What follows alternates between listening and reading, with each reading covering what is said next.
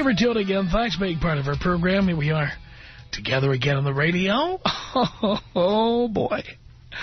I have a conversation I'm going to have with you that is based on a conversation I had with somebody I know, and I won't name this person or embarrass this person in any way, because we're talking about somebody who's a perfectly nice person and does not deserve to be humiliated in any way, and I certainly am not going to do that. Because this doesn't just apply to this one person, it applies to millions of women. Millions of them. There's no one woman this happens with. So even though I had a conversation personally with one particular woman about this, trust me when I tell you, she's not the only one. She's just like lots of other women. And I don't mean that in a derogatory sense. I just mean that she is the norm, and anybody who acts differently is the exception to the rule. Here it is. And again, without being specific to any one person. As someone who is unmarried, happily living alone, happily child-free by design, happily affluent as a result of not having to pay for preschools, Montessori schools, clothing for other people, handbags for other people, car loans for other people's delinquent student loans, without having to have a much larger house to house more people, living just an amazingly affluent lifestyle and enjoying all my travel. By the way, my next trip, I've rented a villa in Costa Rica. It's got 5 bedrooms. I'm not going to need 5. I'll just get a different view every day. Middle of the jungle, Costa Rica. That's my next trip. You know, if you have kids, your next trip is to Orlando.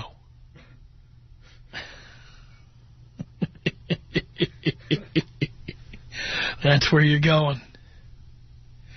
You know, I love my brother to death, and my nephew is just spectacular. He's 7 years old. His name is Ryan, and I love this time of the year, and I love him. I'm crazy about him, okay?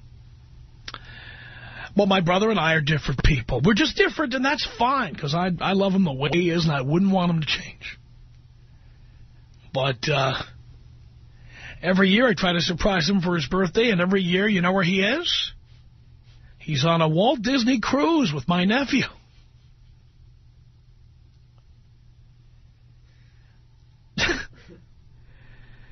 All the places I go, I'm always traveling somewhere. And all that affluence is due to the fact that I don't have obligations or responsibilities. My biggest obligation is to come to work every day on time, speak English into this microphone for 4 hours, and then pay all my bills. Save, invest. And other than that, wintertime, Southern California, we've already had, rain and cold, and I had a quarter of a cord of firewood delivered to my home. I sit in front of the crackling fire and hear the raindrops falling outside. I drink a cup of espresso out of my $1,500 espresso maker, and I say to myself, I don't think I'd be happier going to Orlando for the holidays. I just don't think I would. I wouldn't. So here is why I wanted to come to you this hour with this particular concept. I had a conversation with a friend of mine who was kind of waxing philosophical about her love life. And not just her love life, but also the general topic of marriage and commitment. Where is all of that going? She would be such a good wife. If only somebody would give her a chance. And by the way, I was one of the people who dated her, who has dated her. Okay. And she's in the vicinity of 30 years old. And she went, I would just be such a good wife. I don't get it. Guys don't want commitment. Guys don't want to get married. It's kind of like she's saying, I was born too late. The old days you got married and it meant something. You stayed together and, now you date guys, they don't want commitment. Of course, I'm one of them. And I want to speak as a man for a moment. And, I'm a man who has done it all, been through it all, and I've made many mistakes. I haven't made all of them. I'm not paying anybody child support. So that's one mistake I didn't make. But, yes, I've made a few mistakes along the way, and I believe I've learned from them. And among the mistakes I have made is I have been time to make a commitment of some kind, and I cracked under the pressure and signed the contract. And lived to regret it, like so many people who buy those timers. I have. Okay. And so I believe that now, having done that and having gone through that and having had that experience, I feel like I'm driving the bus. For the first time in my life, I'm driving the bus. I understand how things work now. And I'm still young enough to enjoy things, but I understand how things work. And then I try to tell all of you how things work. And here is one of the things I don't understand, and it's based on my own experience, ladies. Maybe some of you have dated me. Or dated guys like me. See if this sounds familiar to you. And again, I'm not naming any one individual or telling you about the experiences I've had with any one individual. This is an experience I've had with many individual women. And I just don't understand this. All right, let's talk about you. There you are. Guys, see if you think this is familiar. You meet someone. She looks hot. You lust after her. You bang her. And it's pretty good, too. Good enough that you start banging her more often than you're banging the other people in the rotation. Then you find out some other things about her. She likes some of the things you like and isn't offended by the stuff that chicks usually get offended by. Okay? You like football, she likes football. You like boating, she likes getting on your boat with you. You like smoking weed, she likes smoking weed. I mean, you know what I'm talking about. It could be any activity. It could be any of the things that women in the past gave you a hard time about. Maybe you like doing shots of tequila. And you're tired of women going, are you going to have a second shot? You already had one. Now you found somebody who likes to throw back shots with you, or somebody who likes going on vacation to the same kinds of places you like going on vacation, whatever. The point is, you look around, you say, this is pretty good. In fact, it's incredible. Hot chick, sex, good, times, fantastic. And she's not even in your face every day. You know, she's got her own things to do. She's got her job, or she's got her own responsibilities. So she's not in your face 7 days a week. She's not sending you text messages every 10 minutes. She's not calling you constantly. So you're not feeling that usual pressure that you feel. When chicks start to like you, they start ratcheting up the pressure. So you're not feeling it. You're having fun. Let me look back at times with women just to give you examples of things I've done, chicks like this, okay? Weekend at the beach in San Diego, right on the beach, eating sushi, drinking at a bar, looking at sunset, right on the sand, banging away. Go up for the weekend, go up north to Morro Bay, Get a room at the Inn at Morro Bay. Ever been to Morro Bay, California? They get that big rock there on the water, and there are seals out there. You can see whales in the distance. Good restaurants. Go away for the weekend, hang out there, light the fireplace, bang away. Napa Valley, get yourself a room in Yountville or St. Helena or Calistoga or somewhere.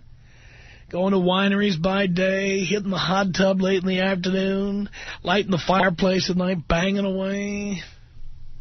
You come back, you're listening to the ball game in the car. She's actually asking you who's winning, what's going on. She's into it. You're having a good time. How about the time I went with a chick? Oh, this was fantastic. I went with a chick, and she was absolutely wonderful. And we went to the Napa Valley together. I mean, we're drinking shots. We're having sex 6 times a day, 7 times a day. We're walking around the restaurants and drinking wine and acting stupid, and we're singing, and it's just all good. And the sex is constantly great. That's right, Dean. Sex in the swimming pool. Other people can hear, banging away in the swimming pool. Who cares who hears it? Who cares who sees it? Who cares? All right? These are some of the things I've done with chicks. And it's all different women. And these are all fun things. And I'm saying, with each one of these women, I'm saying, this is great. How great is this? I mean, we're just having fun. And it's good. And life is good. And as far as I'm concerned, it could be like this far into the future. Who knows? Maybe forever, as long as I always feel the way I do today. And if I don't, well, then it shouldn't continue, right? Why is it that most... I know it's not all, dear. Don't be calling in here, please, if you're the exception to the rule. Why is it that most women in these situations feel compelled to ruin it? It starts slowly. The chick you've been having all that fun with. The chick you've been in Dodger Stadium with, drinking beers. The chick you've been out on the beach with, banging away. The chick you've been going on vacations with. The chick who's been showing up at 2 in the morning when you need action. The chick who sits and you just have some stupid, dopey, impromptu candlelit dinner just because it's silly and fun. And she never wants your money and you're never spending anything. You're just having a great time. One day that same happy-go-lucky, carefree companion is sitting there in your living room, or in my case, you know, like on my sofa in my living room. I've had this conversation so many times. You look over, and she's got that look. You know the look I'm talking about? Here's how the dialogue goes. You've had this conversation. I know you have. Here's how the dialogue goes. Hey, what's the matter? Nothing. What are you thinking about? No, it's really nothing. Now, by the way, you've never had a fight. You've never had an argument. You've never insulted or offended her. She got all your jokes. The two of you were just living it up, and suddenly it's, no, really, it's nothing. And no, really, it's nothing. That goes on for a couple of weeks. The phone calls become less frequent. The long, pregnant pauses on the phone become longer and more pregnant. And suddenly comes that day where she says to you, what are you doing tonight? Oh, nothing. Why? You mind if I come over? I only need about an hour. Ever get that one? Like she's letting you know she's not staying over? I only need an hour. Maybe less. Now, I've been around the block long enough to know what this is. But for those of you youngsters out there who don't know where this goes when you get that call, here's where it goes. She comes over to your place And she sits down and she says, I have to ask you something. Various phrasings on basically the same content. It goes like this. I just don't know where I stand with you. I didn't want to ask you about this. I thought I could be cool with this, but I can't. I have to know. Where is this going? What is this anyway? What am I to you? Am I your girlfriend? Am I your pal? Am I your booty call? You know, when I see your friends, you never introduce me as anything. I'm just sitting there, we're playing pool, and we're having fun, and you never say, like, you know, this is my sweetie, or this is my girlfriend. You just gotta say, oh, this is Jennifer. You don't ever, like, actually, like, you don't even, like, ever call me any sweet names or anything. You don't touch me with any warmth, you know. You just... I mean, we're just like kind of pals who have sex. And I thought I could do it. I thought I could just hang out with you, but I can't. I can't do it. This has to be going somewhere.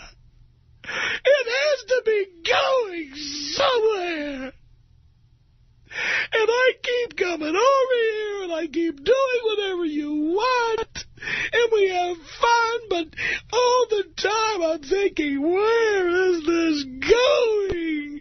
What are we doing? Who am I to you? Am I your fiancé? Am I just some chick you're effing? What am I?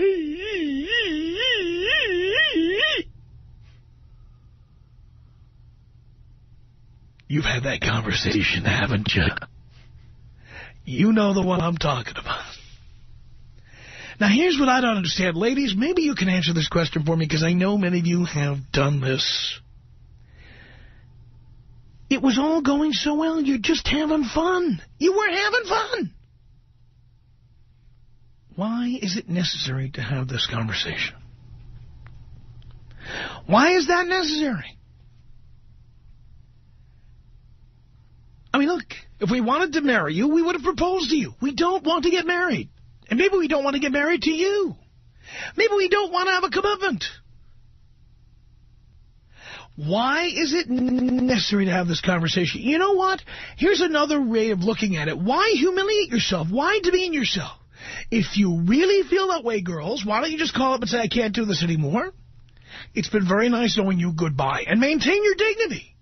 Why do you have to come over and make it into the big talk? We have to talk about this. Why do you come over to our house and say these things, and then we have to have the talk? Why? Why?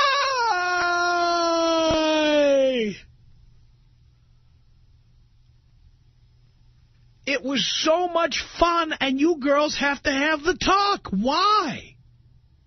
Guys, can you relate to what I'm saying? Have you been in this position? Of course you have. Ladies, you've been the perpetrator. Why is it necessary to come in and have the talk and ruin all the fun? Leykis. 1-800-5800-TOM. What do you have against women? Nothing. My manhood, usually. It's the Tom Leykis Show.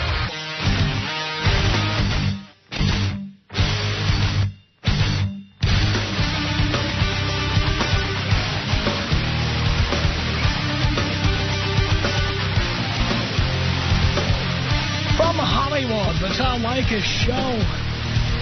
God, I love standing here doing this show. I got to tell you, I love doing this show. 1-800-5800-TOM is our telephone number. It's Maria on the Tom Leykis Show. Hello. Hi, Tom. Hi, Maria. Okay, so I'm dating a gentleman for many months now, and I've always felt that he's followed somebody's rules, but I couldn't pinpoint the rules he was following. And now I finally discovered he follows your rules, I'm figuring. Did he tell you that? No, he didn't. But it was just the strangest thing. I was in the car the other day. My daughter was looking for a radio station for music. She came across you. She heard you just for a couple seconds, and she commented that your voice sounded just like this guy I know. My voice sounds like him. Yes. And sure, so Tommy. I commented to the gentleman on this, and he said, yes, that you remind him of himself. And that was just about the worst thing he could have said, because I've heard your radio station, your show. And what is it that he does that's like me? Okay, I wanted to ask you about some of these things. Okay, first of all, I went online to check out some of your rules, and you talked about how you should never hold a woman's purse. I did say that, yes. Okay. So one of our first dates, we went out on a date, and we were coming out of the restaurant. I realized I was freezing. I needed to put my sweater on, but it was cumbersome with my purse. So I asked him, I wasn't testing him or anything. I was just asking if he would please hold it while I put on my sweater. He absolutely refused to hold it. And it was just going to be for a couple of seconds. That's a student of yours?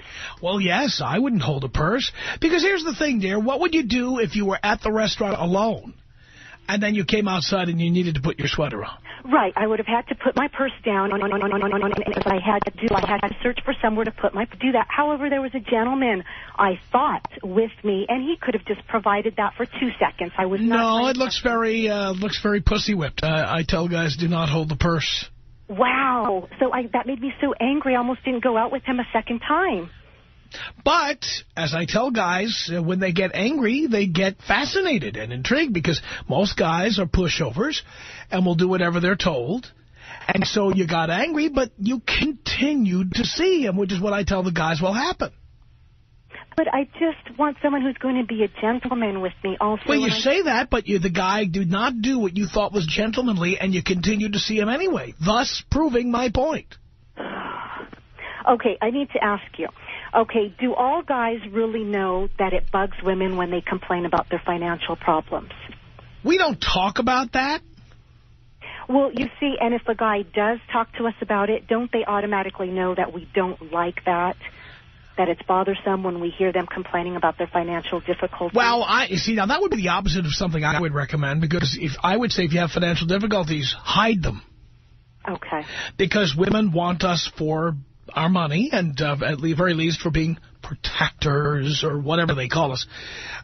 So you don't want to appear like your life is spiraling out of control. Okay, so how would you decipher that language if suddenly, okay, December was approaching and we're talking about New Year's plans and so forth, then he starts talking about all the difficulties he's having financially? Oh, okay, well, that makes sense. See, I wouldn't recommend doing it that way, but I tell the guys to disappear during the holidays. Right, I've read that, yes, unfortunately. Yes, because that way, if you're taking us seriously, New Year's Eve is definitely a dangerous night to be with a woman, because if you are with her on New Year's Eve, she's going to think you care about her. 11 months now. So no. That's your perspective, dear. It's his, too. We're exclusive. Yeah, but, see, he might be exclusively having sex with you, but that doesn't mean he's going to marry you, right, exactly, or move in with you, or want you to move in with him.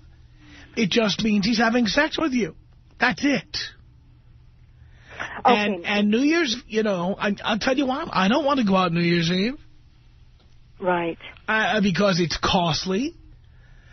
Well, I recommend he not go out with you at all on New Year's Eve, that he tell you he's got a cold or his family needs him or... Well, I wanted to do something really romantic. I thought it would be very romantic to do something very special. But that's what I want him not to do, because if he does something romantic with you, you're going to think this is going to go to the next step, whatever that is. Okay. Another thing that I think might be one of your rules is I've always felt that there's a lack of communication as far as phoning each other. So I notice, and I always wait for him to call. And so I notice he doesn't call every day. I would just think that a man who's smitten by a lady, just completely head over heels. He's not smitten. He's smitten with your vagina. I think he would want to talk to me every night. No, he doesn't want to hear you talking at all. You're laughing.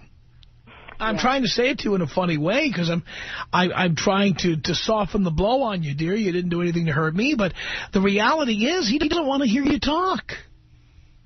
Okay. Wow, that's powerful. mean, calling you and having to listen to you talk about your day is painful. Oh, no. A little phone sex he wouldn't mind. But talking about your day or talking about your kids or talking about your ex or talking about your neighbor or somebody at work that bothered you, he didn't want to hear that. So when they call every 2 days or so, that's pretty much right along with what you... That's just basic level of maintenance. Oh, my goodness. Wow. And even then, he'd like to keep it short and sweet, I'll bet. Do you teach... Well, put it this way. I tell the guys, your main concern is getting what you came for. Oh, my goodness, Tom, this is horrible. This is not romantic. This is not gentlemanly. My show is not a romantic, gentlemanly show. It's teaching guys how to get laid. Okay, so how do we find those romantic guys out there, and how do we know before we even go on a date with them that they are the romantic type? Well, if you ever meet a man who listens to Coast or My FM or Star, if you ever meet a man who's seen Wicked or Phantom of the Opera, Hairspray, or any man who's ever been to Cirque du Soleil, of course, those guys are probably gay. But if they're not gay, you've hit the jackpot. I'm not sure if I'm surprised by your comment on the no foreplay, because I would also think that he would want as much enjoyment as the lady also. No, he wants enjoyment for himself. Why would foreplay be enjoyable for him? So when they're not doing foreplay, they know already that women want that, right? All men know that. Well, whether they know it or not, they don't care. Wow. You see, the guys who care about that are the guys who marry you or want to marry you. Wow. Okay. But my students are not those kinds of people. We don't want to get married. We don't want to be with you on New Year's Eve, and if we are, we don't want to spend $160 a couple to go to a hotel somewhere. Right. We don't want to do it. Okay. And by the way, dear, part of the problem is you, because you give him the benefit of the doubt. Right. Right, I do. You impart qualities to him that Prince Charming has, right, and you're hoping this is him. Right. But it's not. He's a guy who wants to get laid, and you're available. And I always did that because I thought, oh, he just doesn't know. Or, no. I mean, he just doesn't. Not knowing and not caring are two completely different things. Okay, so how do I know whether he knows or he doesn't care? How do Darling, I see you're 39 and he's 41. Believe me, by 41, if he doesn't know, you're never going to teach him. Right, okay. That's clear. You're right. So if he doesn't know or he doesn't do it, it's because he doesn't care. And if he doesn't care, well, it is what it is. Right. Here's the beauty part for guys. Let me tell it to you from my point of view. I have created, and I told this much to the frustration of a female caller recently, I've created the perfect crime. I meet women, and they hear me saying what a jerk and an a-hole I am. Then they say to me, you can't possibly be like that. You're just a big teddy bear. Right. I say nothing. Then the situation continues.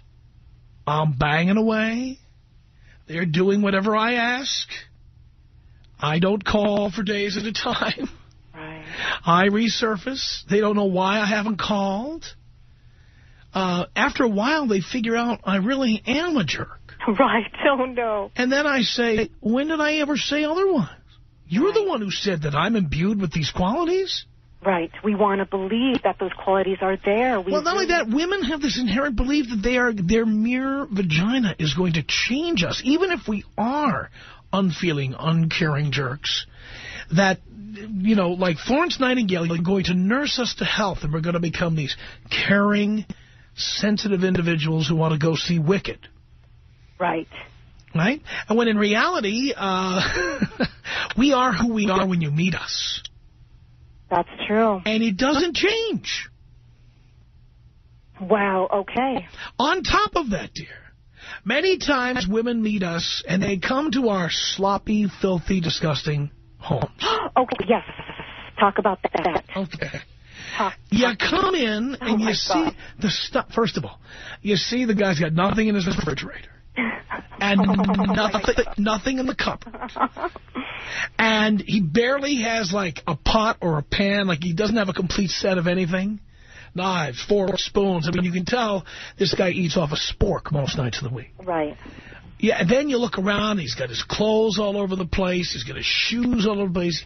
He's got his socks all over the place. He hasn't changed the sheets on his bed in 3 months. So you come in there and you go, you know what? I'm going to help this guy out. Right. I'm going to cook. I'm going to get him some Tupperware. I'm going to clean up around here.